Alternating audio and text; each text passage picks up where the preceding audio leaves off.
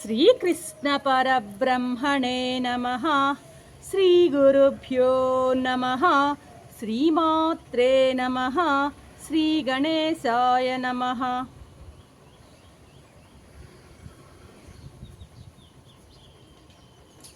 ప్రియాత్మ బంధువులారా, నిత్య జీవితంలో భగవద్గీత 481వ భాగం, శ్రద్ధాత్రయ విభాగ యోగం, 18వ అధ్యాయం. కర్మను గురించి కొందరు అభిప్రాయాలు ఎలా ఉంటాయో వివరిస్తున్నారు స్వామి 3వ శ్లోకంలో. త్యాజ్యం దోషవదిత్యేకే కర్మ ప్రాహుర్మనీషిణః యజ్ఞదాన తపః కర్మ నత్యాజ్యమితి చాపరే అంటున్నారు స్వామి. అర్జున, కొందరు విద్వాంసులు కర్మలన్నీ కూడాను దోషయుక్తాలే కనుక, దోషంతో కూడినవే కనుక వాటిని వదిలేయాలి, త్యజించాలి అంటారు.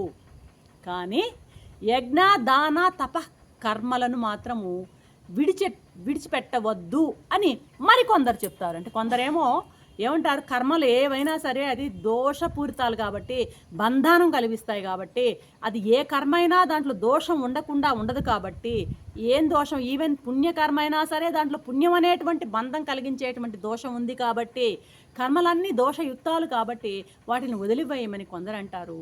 మరికొందరు ఏంటంటే యజ్ఞదాన తపకర్మలను మాత్రం వదలకూడదని మరికొందరు అంటారు.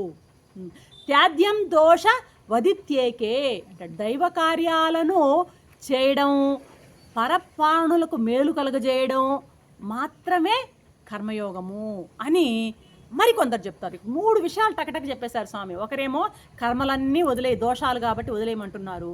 రెండవది ఏంటంటే యజ్ఞదాన తపకర్మలు చేయాలని కొందరు అంటారు. కొందరు ఏమంటారు, దైవ కార్యాలు చేస్తూ పరప్రాణులకు మేలు చేస్తూ ఉంటే మాత్రమే అదే కర్మయోగం అని మరికొందరు అంటారు అని చెప్తున్నాడు ఇక్కడ స్వామి అన్నమాట. ఇక్కడ ఏంటంటే తపస్సు కూడా కర్మయోగంలో చేరిపోయిందనే కృష్ణ పరమాత్మ ఆశయం, ఉద్దేశం ఏంటంటే తపస్సు అనేది కర్మయోగంలోనికే చేరుతుంటాడు ఆయన ఎప్పుడు కూడా.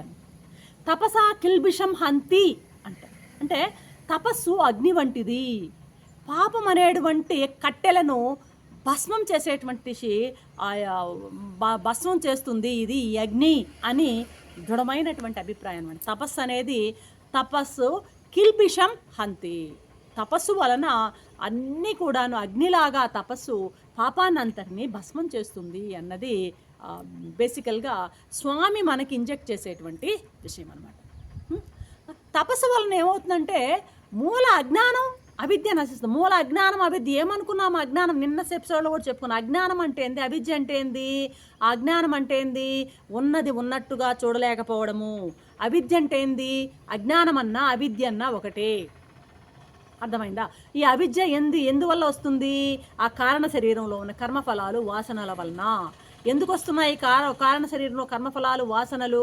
ప్రారబ్ధ ఫలాలని మనం సంచితంలోంచి భగవానుడు తీసి ప్రారబ్ధానికి కొంత ఇచ్చి ఇది అనుభవించవయ్యా అంటాడు. ఈ కర్మఫలాలు, ఇందులో ఉన్న పుణ్యాలు, ఇందులో ఉన్న పాపాలు, ఇందులో ఉన్న వాసనని అనుభవించే ఈ జీవితానికి అని మనకి అలాట్ చేసి పంపిస్తాడనమాట. అయితే అదన్నమాట ఈ కారణ శరీరం అనమాట. ఏముంటుంది చుట్టూతా ఈ కారణ శరీరంలో కర్మఫలాలు వాసనలు ఉన్నంత వరకు, కారం ఉన్న అంటే ఈ అవిద్య అజ్ఞానం నశించనంత వరకు జన్మ తప్పదు. జన్మ చేస్తే కర్మ తప్పదు అన్నమాట. మామూలుగా బాహ్య కర్మల ఉనికి ఎంతవరకు అంటే సరే ఇప్పుడు ఎంతవరకు జరుగుతుంది బాహ్యకర్మల ఉనికి? ఆ కారణ శరీరంలో ఉన్నటువంటి ఆ వాసనలు కర్మఫలాలు అన్నీ నశించేంత వరకు ఆ కర్మలు చేస్తూనే ఉంటాం అన్నమాట. కాబట్టి ఈ అంతఃకరణం శుద్ధి అయ్యే వరకు, అంటే ఈ వాసనలు కర్మఫలాలు నశించే వరకు ఏం చేయాలి? కర్మలు చేస్తూనే ఉండాలి, బాహ్య కర్మలు చేస్తూనే ఉండాలి. ఆ కర్మఫలాలు వాసనలు పోయే వరకు ఈ కర్మలన్నీ నిర్దేశించిన కర్మలన్నీ కూడాను చేస్తూనే ఉండాలి. సరే, ఎప్పుడైతే అంతఃకరణ శుద్ధి అయిందో అవన్నీ పోయినప్పుడు ఏమవుతుందంటే ఉపాసన ద్వారా మనసు నిశ్చలమవుతుంది. ఎప్పుడైతే మనసు నిశ్చలమవుతుందో తపస్సు ద్వారా బ్రహ్మాన్ని తెలుసుకోవాలి. ఇది మలయాళ స్వాముల వారు బోధన అన్నమాట. ఇది మామూలుగా స్థూల సంసారాన్ని త్యజించడం అంటే బయట ఉన్నటువంటి వీటన్నిటి నేను వదిలేశాను, ఈ సంసారం వదిలేను, భార్య బిడ్డలు వదిలాను, అన్ని బంధాలు వదిలాను అంటే కుదరదు. ఆ సూక్ష్మ సంసారం లోపల ఉంటుంది మనస్సు. ఆ మనసులో ఏ విధమైనటువంటి అటాచ్మెంటు విషయాలు ఉండకూడదన్నమాట. కాబట్టి అలా ఉండకూడదు అంటే ఏమవుతుంది, ఆ మూల అజ్ఞానం నశించాలి. ఇప్పుడు అరటి చెట్టు చూస్తాము, అరటి చెట్టు పైన అంతా కొట్టేస్తే ఆ నేల మట్టానికి నరికేసినా కూడాను తెల్లవారేసరికి మళ్ళీ చిన్న మొలక వస్తుంది అనమాట. ఎందుకంటే కారణం భూమిలో మూలం అలాగే ఉందన్నమాట.